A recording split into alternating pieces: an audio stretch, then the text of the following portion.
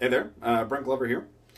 Today, just going to be going over some arpeggio nonsense. I've had a couple people ask me about doing arpeggios, how I do it, and things that they could use to help kind of build their arpeggio vocabulary, if you might say, as far as that goes. So I'm just going to do a quick little video as far as how I like to do it, some tips for doing that, just the tip, and then also just different versions of arpeggios and things that you can use to start basic, but then, you know, having these other kind of examples to really kind of get the mind going as far as other opportunities, doing different notes and things like that. So, very basic. We're going to start off with just a very basic E minor arpeggio.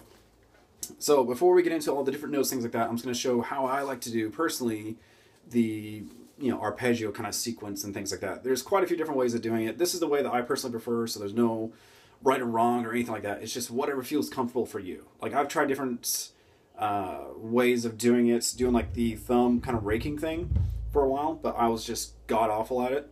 So I started messing around and yeah, just kind of figured out, and also by watching other bass players, I figure out how to do the way I feel comfortable with, and that's just involving picking, like when going up with the right hand like that, and then when I'm on the high part, I'm just dragging with that middle finger, making it as easy as possible.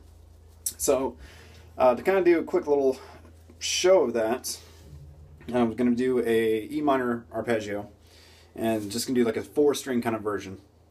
So right hand, starting off with that middle finger there, hammering on, and then from there, using the index, middle, and then ring finger. So I'm stopping at that 5th there.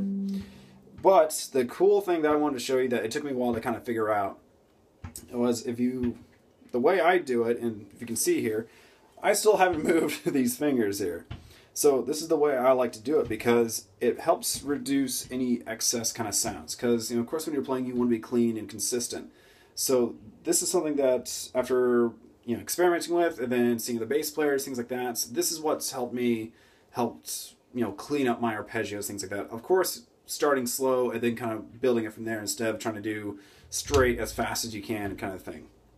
So when I'm playing, when I hit, say, that octave there, I'm pulling down, but that finger still stays on the string below. So it's literally muting the notes before, or I'm sorry, the notes after, So, if you can see that, probably not the best view. See if I can get closer here. So that's just going up. So those, fingers are still muting those strings there. So that's what I like to do to help kind of clean it up. And then, of course, when I get to the top, and that's just all with the middle finger, to straight, whatever. So, I know this is kind of a quick video, so, probably not the best detailed instructions, but hopefully that kind of helps out. So kind of moving on from there, just kind of give some basic ideas as far as what kind of arpeggios you can start working on, and kind of hopefully, just make the brain explode and getting tons of new ideas as far as, what you can do instead of just that basic, because that's boring as shit. So, it works in some things, but it's just boring as hell to me. So, starting off, let's just do a basic 3-string minor arpeggio. Let's keep it on the E, keep it on, 4-string kind of thing. So, got the 12th fret, 15th, 14th, 14th. That's the octave. So, whatever. So once you get, comfortable with that, start adding more notes to it, doing a 4-string version. And then take it even further. Depending on how many strings you got, you can, add more notes to it. And if you don't, well, add a tap to it,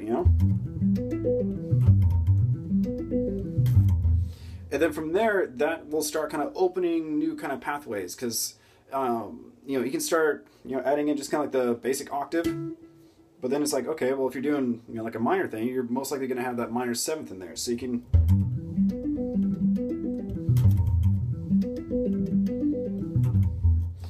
things like that,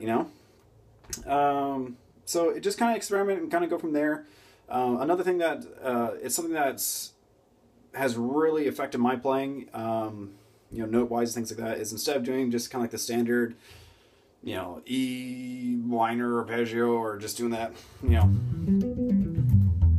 something I like to do is, it usually involves just doing it almost like on 3 strings kind of thing, but doing like the root, minor third, fifth. Instead of playing the octave, I'm actually playing the 7th, and then playing the 9th. So I'm skipping the octave. And so for an example for that is like, the 12, 15, 14. Instead of playing the 14 on the string up, I'm playing the 12 and then the 16. And from there, that's the minor version. Learn how to do it on the major, So, that's something else that's really cool, and you can kind of start expanding upon that. So once you get that, comfortable, whatever, add more notes to it. Fuck it. One thing that I like to do is I'll add, since I'm playing that 9th, which is like the 2nd kind of thing, I'll add the lower version of it. Kind of thing. And then I'll also add the octave back into it. So you get like this kind of sequence.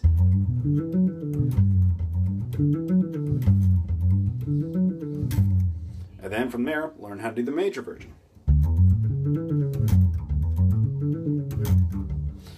Little things like that, and it really comes down to, from my experience, is just experimenting, finding out what kind of things sound good to you, and kind of go from there. So I hope that this has, helped in some sort of way, get the creative juices going, things like that. But yeah, feel free to ask me, if you have any other questions, things like that. Shoot me a message, and I'll do what I can to make a video, or try and explain better, or if you need it in like a tablature kind of format, let me know, and go from there. Take it easy.